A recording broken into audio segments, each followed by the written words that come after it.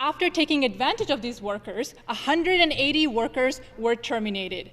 Mr. Speaker, the regulations that protect our workers are not red tape. They are the basic rights of workers that should be upheld in this province. Can the minister explain what backroom deals were made with Cosmetica after they fired 180 workers? Minister of Labour.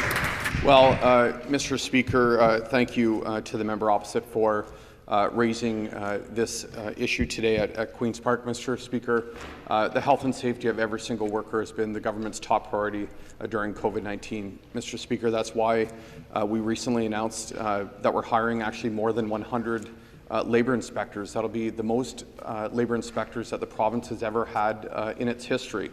That's why we've doubled the capacity at the phone line centre at the Ministry of Labour. If any worker is afraid for his or her safety on the job, they can call 877-202-0008, and the Ministry of Labour Training and Skills Development will investigate the concerns that any worker has.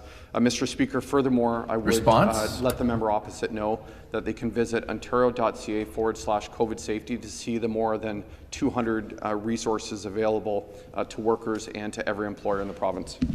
And the supplementary question.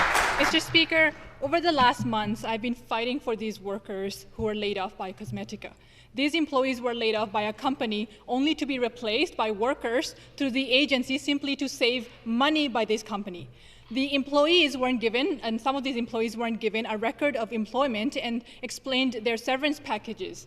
So when I reached out to the Minister of Labour in September to let him know about these issues and asked for help because these 180 workers wanted help, and without exposing themselves, they wanted the minister to ask Cosmetica so they could be explained what their record of employment looked like and how much severance were paid. The minister simply refused and told them to expose themselves and actually file a complaint with the ESA. So will the minister explain why he is unwilling to help Ontario's workers, because the suppression of workers' rights by this government has reached a devastatingly high level and it is unacceptable.